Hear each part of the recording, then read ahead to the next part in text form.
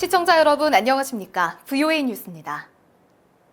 비핵화 후속 조치를 추진하고 있는 마이크 폼페오 국무장관이 북한과의 협상 과정에 많은 일이 남아있다고 밝혔습니다.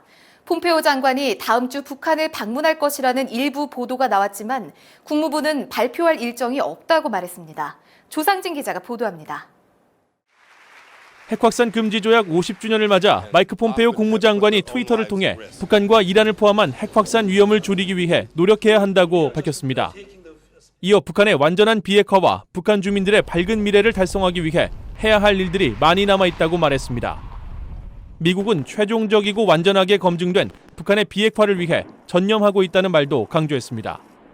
이런 가운데 국무부는 오늘 북한을 16년 연속 최하위 등급 인신매매 국가로 발표했고 폼페오 장관은 이 문제를 거론했습니다. We see the tragic examples of forced labor in North Korea as well. Untold number of North Korean citizens are subjected to forced labor overseas by their own government. 앞서 영국 파이낸셜 타임스는 미국 정부 관계자를 인용해 폼페오 국무장관이 북한 비핵화 계획을 논의하기 위해 다음 주 북한을 방문할 예정이라고 보도했습니다. 이를 위해 다음 달 6일로 예정된 인도 외무장관 회담을 취소했으며 조만간 공식 발표가 있을 것이라고 전했습니다.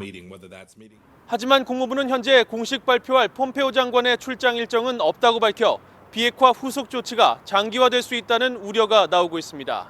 VOA 뉴스 조상진입니다. 상원 외교위 의원들이 한국과 북한의 경제협력과 관련해 대북 제재 위반이 아닌지 살펴봐야 한다고 지적했습니다.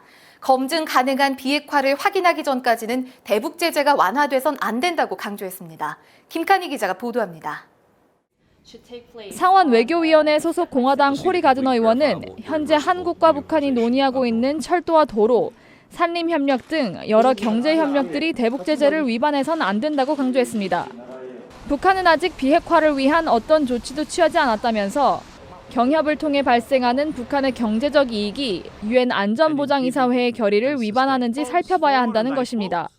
We haven't seen their commitment in concrete, verifiable steps yet. The United Nations resolutions remain in place. U.S. sanctions remain in place. 가드너 의원은 그러면서 북한은 과거에도 비핵화 약속을 했지만 매번 어겼다면서 비핵화에 대한 진정성 있는 조치가 취해지기 전까지는 제재 압박이 해제돼선 안 된다고 강조했습니다. 상원 외교위원회 소속 민주당 팀 케인 상원 의원은 남북한 간 대화의 결과는 비핵화여야 한다고 밝혔습니다.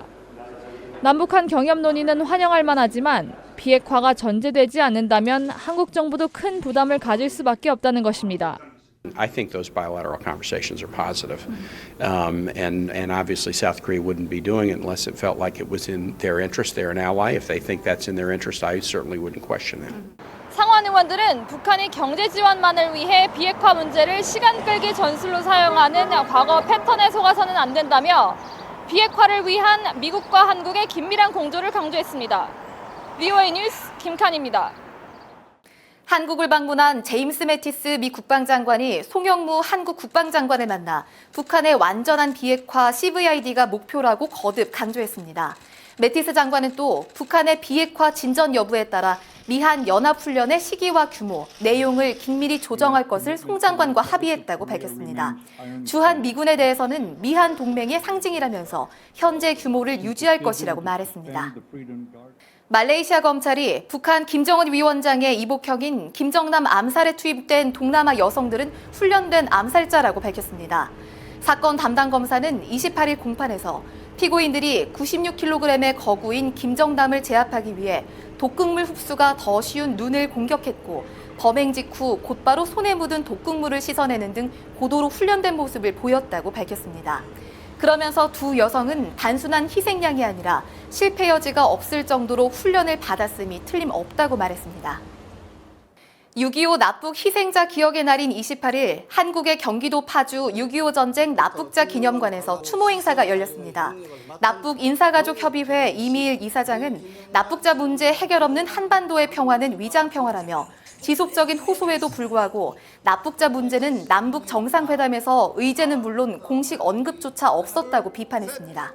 납북자 피해 가족들은 4,700여 납북자들의 이름과 유품 등이 전시된 추모 공간에서 납북자들의 조속한 귀환과 생사 확인을 기원했습니다.